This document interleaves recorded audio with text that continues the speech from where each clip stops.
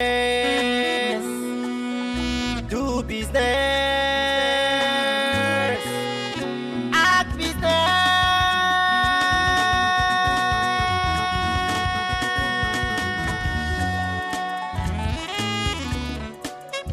Business matter. That's the business. Business matter.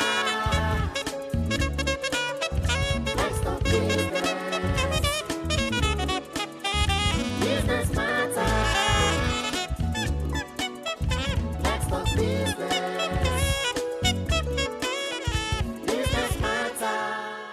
The relationship between the governed and the government is a very important one, especially in a society like ours, where we explore public-private partnership as well as creating a system where even though the taxpayer paid the taxes, the government used the taxes to improve the business environment. That way, we will all be better off for it. You're welcome to Business Matters, where business truly matters. And my name is Stephen Ipalobo Lawson. Thank you for joining us. Business matter. That's the business. Business matter. It's critical for us to look inward to be able to come up with solutions that can help address or answer our different challenges, especially when it has to do with the economy. Indigenous creativity in this country is in abundance. How we're able to leverage on that to help us look for those solutions that can help us become a much more dynamic society is the way to go. Let us have our business update. Business matter.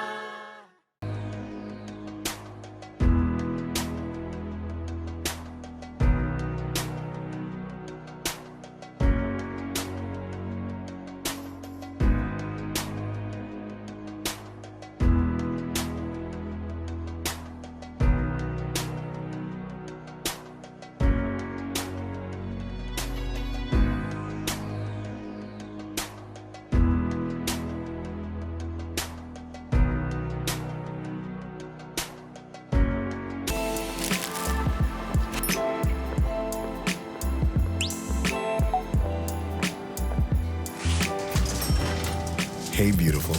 Your eyes, your smile are all begging me to take you home tonight. Now reading page 3. Experience unlimited super-fast internet access from Entel 4G.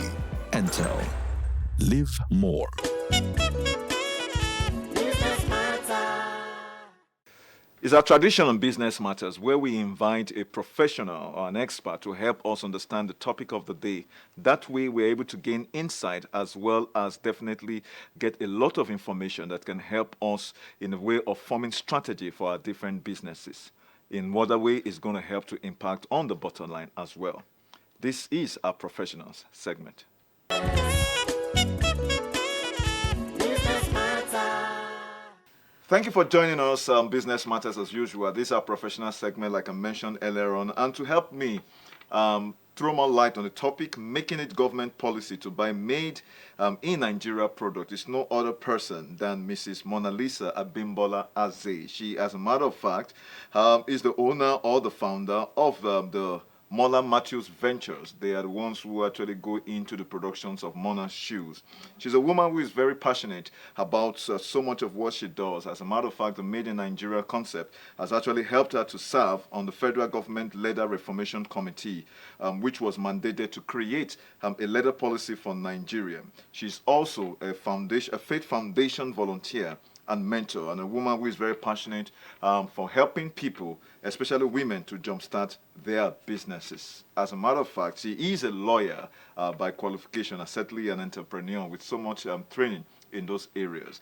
And earlier on, we were looking at some of the issues regarding the leather industry, the shoe industry, which we are going to explore further.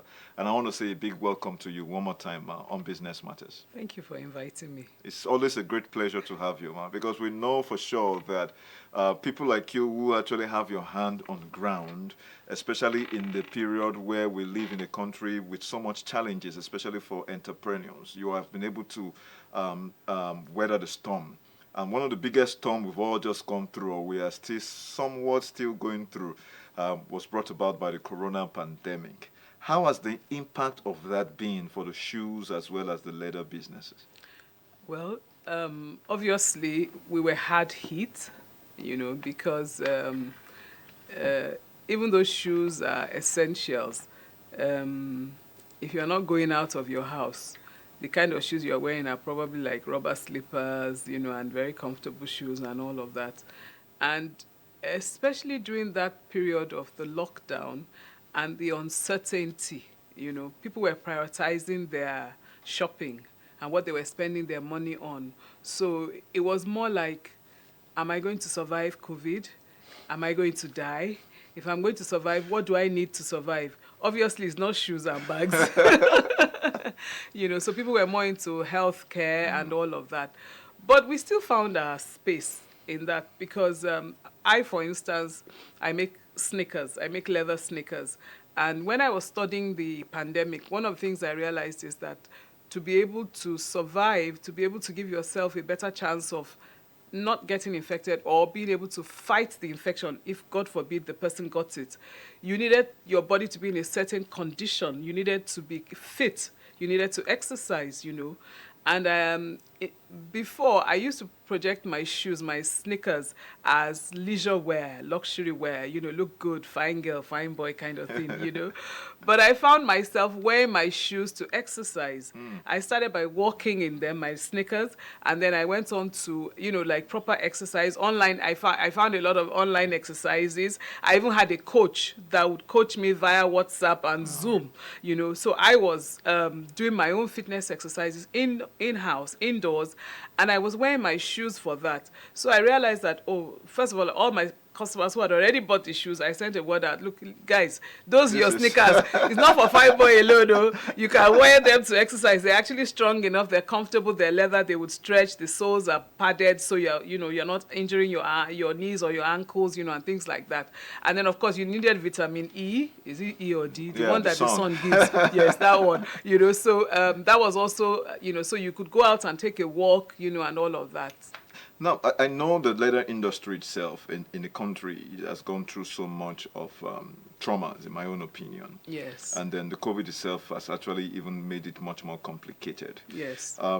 What is the state of the industry as it is, especially for Nigeria? Do we have a situation whereby it is a total moribund affair, or are we looking at emerging opportunities, especially in that sector?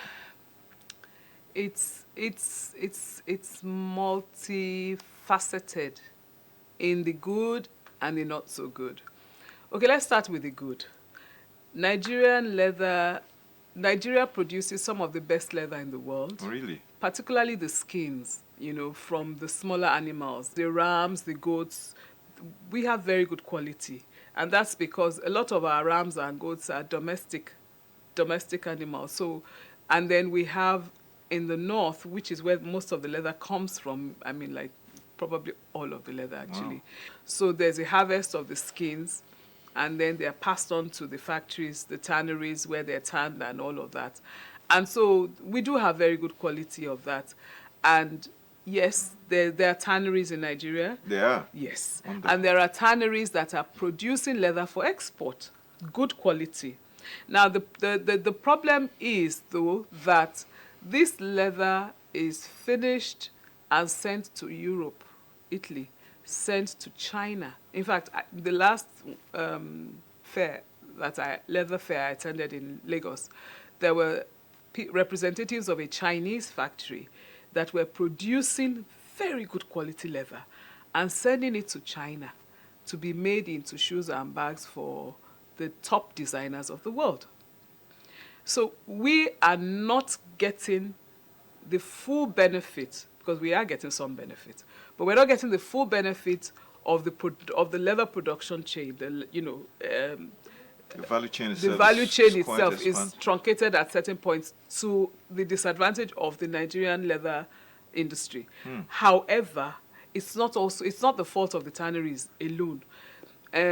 Because of the value of the naira, irregular government policies, epileptic NEPA supply, and oil. We didn't develop our leather industry as we should have when we had the opportunity to do so. So, you know, there was a period where Nigeria went through industrialization and factories were set up and all of that. Yes. Our clothing, our Textile industries. industry. So when those textile industries closed down, the leather industries too, the shoe factories, we had shoe factories. I wore Cortina shoes that were made in Nigeria when I was in True. school. When I was younger, we did the Bata stuff. Exactly, I Bata, don't think Cortina. Bata is existent or Cortina, whatever it is. The company still exists, but you know, that's another story. So the thing is that, so we don't have the factories that can, the huge factories, we don't have enough that can demand from the tanneries the quantities that make sense. Do you understand? We don't have that many. However, like I said, there's good, there's bad. There's the Aba cluster. Yeah, because I was going to ask that. A lot of what a lot of people actually wear in terms of, as a matter of fact, there's a story that people oftentimes have a lot of these so-called designer products produced that in are Aba, made in Aba. and then you just change the tag and all of that. Yes. So, but even that is changing. So when I started making shoes 19 years ago, that was the trend. That was the norm. People were putting foreign labels on made in Nigeria shoes because people were not willing to pay good money for shoes if they knew they were made in Nigeria. But I came out and said, that's not going to happen with me. Made in Nigeria, I'm made in Nigeria, and I'm proud about it, and I showed it, you know. But that's changing. That narrative is changing. I do know that in Aba there's huge production capacity now. They're making different kinds of things, and they're building factories, and they're doing a lot of stuff. Are we not looking at Lagos as well, or looking at Port Harcourt, or looking at? It just looks as if every single time we talk about leather production, as well as whether shoes or bags or wallets or even car seats and the rest of that, is Aba that seems to come up. Is it because we don't have other clusters in other part of the country? Yes, the Aba cluster was deliberate. Okay. They were intentional about what they were doing. They had their clusters, they had their organizations, they had records. Do you understand? And like I said, they were intentional about what they were doing. Even in the days when they were just doing handmade stuff, you could go and see a line of 20, 30, 40 people running a production style factory line assembly line production style, you know. So there would be loads of people working on shoes, and at the end of the day, there were a lot of products.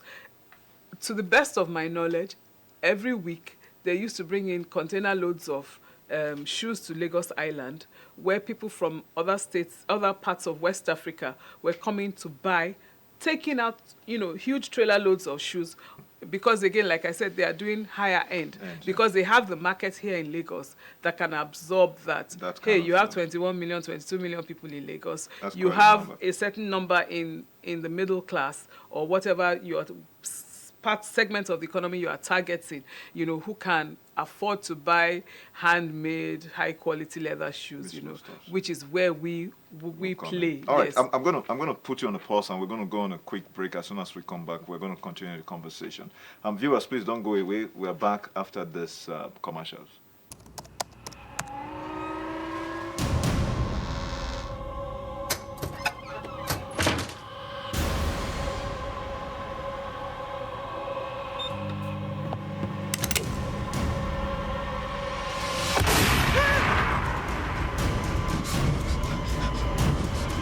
Experience unlimited super-fast internet access from Entel 4G. Entel. Live more. All right, thank you. If you just joined us, this is Business Matters, and I'm in the studio with Mrs. MONALISA ABIMBOLA AZEH, and we're looking at the topic, making it government and policy to buy made in Nigerian products. Before we went on the short break, we had looked at the leather shoe industry and how much that is beginning to come with a lot of opportunities that can be leveraged on. But right now, we're going to take the conversation to a different light, because in your response, you had mentioned the government policies, issues, and so much of what the government is doing. Is it that much is not being communicated as much as it is? But the made in Nigerian products, we even have a situation where even the people in government do not seem to patronize the made in Nigeria products. And is it just policy on paper without actualizing or implementing those policies? Well, you know, sometimes a policy may be in place and it's not, how do you say it? It's not published. People don't know that that policy exists. And so when there's no apparent demand, there's no supply. Do you understand? So for instance, if government had come out and said, okay, you know what, we're not importing toilet paper anymore. Yeah. I'm just using that as an just example. like we did for rice. We're not importing just rice. exactly. And We're not then importing we're rice opening anymore. up, You're opening up. Then the business domestic people begin to say, okay, fine. So they're not importing rice. So let me go and be a rice farmer, or let me be a go between rice farmers and rice mills. Yes, let and me then be repackage, bagging them and selling them. Let me be a distributor. There's a whole value chain, and there's so many things you do with rice. There's animal feed, So once that policy is in place and it's well announced and published, then different players will get interested. You'll be surprised to know that even international investors will be interested if there's a policy in place that says you can't buy military boots from anywhere in the world. You only have to produce in Nigeria. Then you can even go to an Italian company or a Chinese company and say, listen, they can't buy from you again. They were buying from you before. Bring your factory your and let equipment us here. partner. And then we will now begin to produce here, and then stuff like that. And they'll be glad to do it because they're losing the business they were doing anyway.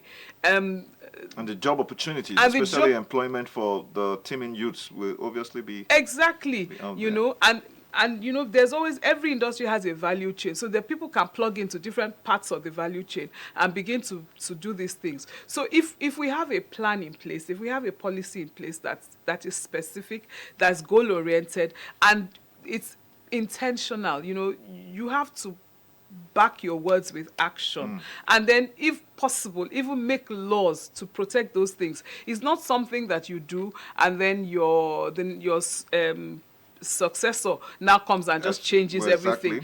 So if you are intentional about it, you write it down, you make it a policy, you back it up with laws. Then and we know that if you do that, then people will know that it's not going to change in a jiffy, and then they can now begin to bring their money and invest in it, and then people can work towards getting it done. We've realized that even being an entrepreneur is hard enough. How do you people survive? How do you survive? Because the cost of doing business in Nigeria is astronomical. You don't need to tell me. And so when we imagine how those survivor strategies or tactics that you've adopted to have stayed for over a decade, almost going to 2 decades. I'll be 20 next year, by God's grace. So what are we talking about? So the first thing is, it's like a marriage. You enter and you close the door. You're not going out again. So you make up your mind. This is what you want to do. I'll be 60 in 2 years' time. Am I going to go and start looking for a job? Well, you don't look it, Mark. Thank you very much. Thank you. Maybe I was fishing for that compliment. But the truth is, it goes beyond just doing it for money. One of the things that was on my mind when I started my business 19 years ago was, at that time, if you check our history, it was a time when the only news that was coming out of Nigeria, or the kind of news that was coming out of Nigeria or about Nigeria internationally was 419, fraud and all of that. And I said, but there's a lot more to this beautiful nation than just fraud, And I wanted to show the world that, look, we can make beautiful things in this country, that we're talented, we can do good quality, we can produce excellent things, So as an entrepreneur, you have to have something that's driving you just beyond making money, because truth is, there are other ways you can make money if it's just about money. I think about my nation. I wanted to set an example. I wanted to be remembered for something. I wanted to live a life that had meaning and purpose. I wanted people to remember me for something. When we first started, you had to advertise in newspapers, be on TV and all of that. Now you have the internet. How do you use the internet effectively for your business? How do you establish your brand out there? How do you make yourself a leader in your industry? What is it that makes a brand tick? You've got to have that information. Nobody should know more about your business than you do. Do you understand? So those are the things. You refresh yourself all the time. You get abreast, and you must. Change is important because things change. It's dynamic. Fashion is one of the most dynamic things in the world. Even though there's a cycle, it goes around, But it's dynamic. It changes. Do you understand? But I think it's being passionate about something beyond money, Money. that keeps you going, you That's- know, that's the and then right word. understanding the terrain in which you are working. And then, of course, you have to have a mindset that this thing is going to work. Sometimes it looks bad. Sometimes it looks like, gosh, is this going to ever happen, you know? So you have to have your eyes on something beyond what's going on around you. Finally, we looked at government making policies for made in Nigerian products. What advice or recommendation would you like to share with the people in power or the administration for them to see exactly how we can actually truly make the made in Nigeria product a brand that we can always be proud of? You've just hit the nail on the head. We should brand the idea of made in Nigeria. We should be proud of it. You know, when you pick up a pair of shoes and you see made in Italy, there's something it tells you. You feel that. Italian shoes. Yes, you know, and then you, in those days, if something was made in the UK, you felt this was good quality. Do you understand? So and it was deliberately done. It didn't just happen. It was intentional, you know. So we've got to be intentional about the made in Nigeria thing as well. I mean, look at my dress. It's beautiful. It's made for me in Nigeria. We make so many things. I'm not too sure about my own tie and shirt, but I can claim that it's made in Nigeria. I'm very sure this is made in Nigeria. Let's put it like this. You are made in Nigeria. I'm made in Nigeria. And you're an Thank you excellent very much. product. Oh, thank you very much. Do you understand? And I mean, look at. There's no place in the world where there isn't a Nigerian doing Excellently. exploit. Do you understand? So we need to change the narrative. Like you rightly mentioned, consistent. We have to be consistent. We mustn't drop it. You know, there must be a plan for it, and there must be a follow through to it. And then so people will begin to buy into it. You know, people will begin to buy into it, and people will begin. And when they see that government is not changing, even if government changes, the government changes because those policies are cemented in laws and other things that make them stay and stick. Then people will buy into it, you know, and people will begin to follow the path. Do you understand? And then because if you're on social media, you'll be amazed at what is going on, what people are making in their little corners, you know. True. You can eat meals that nothing came out of this, was imported. Do you understand? Personally, I don't shop in supermarkets because there's very few things that I need that are imported. Everything can be made for you here, and a lot is being made, you know, so, and healthier. And then talk of the foreign exchange Do you understand? Yes. Talk about even the improvement of your own indigenous market. So we can't even begin to go into what will happen if we just pick up that idea that let's make the Made in Nigeria brand something that people can run with. All right. On that note, I think we're just going to be calling it a wrap. And just like Madam Mona actually mentioned, making the Made in Nigeria brand something we all can be proud of. For example, she's made in Nigeria, I believe. I'm made in Nigeria. You are made in Nigeria. And this is all we have, as a matter of fact. And that's why I want to say a big thank you to you very much, ma'am, for still honoring our invitation. It's always a pleasure. If I had my way, I would have wanted these conversations to extend for the next 2 hours because I know there is so much more we can want to share. But I'm very sure that we've actually gained a lot of insight, especially with regards to the government policy, the Made in Nigeria products, especially for leathers and bags and shoes, as well as other sectors of the economy. I want to say a big thank you very much. Thank you for having me. It was my pleasure. All right, ma. Well, viewers, there's so much we can take on this segment. Please stay tuned. The program continues after this break. Business matter. Let's talk business. Business matter.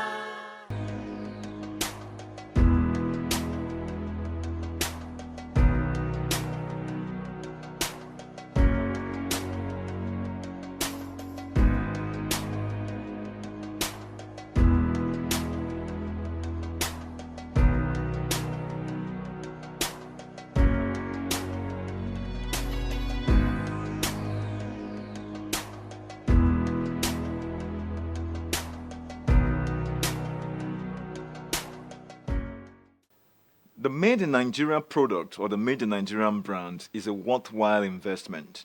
Government must begin to explore policy and definitely back it up with laws that can make sure it has a sustainable outlook over the years. That way, it can help create opportunities, especially when it has to do with employment for our teeming population. And certainly is going to help us engage our different resources that can help us become a much more productive and producing nation. The Made in Nigerian brand is a very important strategic item. It's an asset that we must all begin to invest in.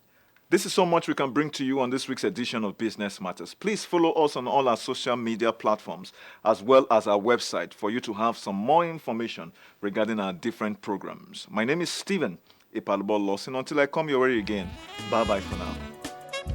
Business